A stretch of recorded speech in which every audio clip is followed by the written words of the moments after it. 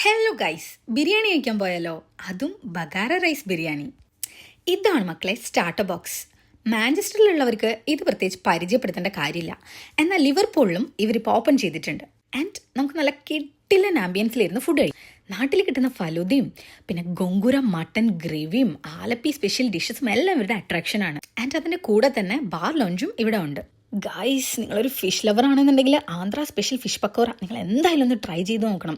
ഇതിൻ്റെ പുറത്ത് നല്ല ക്രിസ്പിയും പിന്നെ അതിൻ്റെ ഉള്ളിൽ ഭയങ്കര സോഫ്റ്റും ആയിരുന്നു. ആൻഡ് ആ ചട്നിയുടെ കൂടെ എൻ്റെ അമ്മോ, ആൻഡ് ആ മസാലയുടെയൊക്കെ സ്മെല്ല് കേൾക്കുമ്പോൾ തന്നെ അറിയാം ഫുഡിൻ്റെ ഒരു ക്വാളിറ്റി. അതുപോലെ എൻ്റെ കണ്ണ് ആദ്യം തന്നെ പോയിട്ടുണ്ടായിരുന്നത് ഈ ചിക്കൻ ഫ്രൈഡ് പീസ് ബിരിയാണിയിലോട്ടാണ്. ആൻഡ് ഇതിൻ്റെ ക്വാണ്ടിറ്റി, ഇത് ഒരു പോർഷൻ തന്നെ രണ്ടുപേർക്ക് സുഖമായിട്ട് കഴിക്കാൻ മാത്രം ഉണ്ടായിരുന്നു. എന്നെപ്പോലെ സ്പൈസി ഫുഡ് ഇഷ്ടപ്പെടുന്നവരാണെങ്കിൽ ഈ സ്പോട്ട് നിങ്ങൾ ഒരിക്കലും മിസ് ചെയ്യരുത്. ആൻഡ് ഇവിടെ ബക്കറ്റ് ബിരിയാണി അവൈലബിൾ ആണ്. 4 പേർക്കാണെന്ന് പറയുന്നുണ്ടെങ്കിലും 6 പേർക്കൊക്കെ സുഖമായിട്ട് കഴിക്കാൻ പറ്റും. അപ്പോൾ ഇനി പാർട്ടിക്ക് വരുന്നുണ്ടെങ്കിൽ ഇവിടുത്തെ ബക്കറ്റ് ബിരിയാണി ആണ് നമ്മുടെ മലയാളികളുടെ വികാരമായിട്ടുള്ള പൊറോട്ട. ആൻഡ് അതിൻ്റെ കൂടെ നമ്മൾ പെയർ ചെയ്തിട്ടുണ്ടായിരുന്നത് ചെട്ടിനാട് ചിക്കൻ കറി ആയിരുന്നു. സ്മെല്ലിൻ്റെയും ടേസ്റ്റിൻ്റെയും കാര്യത്തിൽ ഇവരെ വെല്ലാൻ ആരും ഉണ്ടെന്ന് തന്നെ എനിക്ക് തോന്നുന്നില്ല. അത്രയ്ക്ക് ടേസ്റ്റ് ആയിരുന്നു. സോഫ്റ്റ് ഫ്ലേക്കി പൊറോട്ടയുടെ കൂടെ ആ ഗ്രേവിയും കൂടി അങ്ങ് കഴിക്കുമ്പോണ്ടല്ലോ എൻ്റെ മോനെ.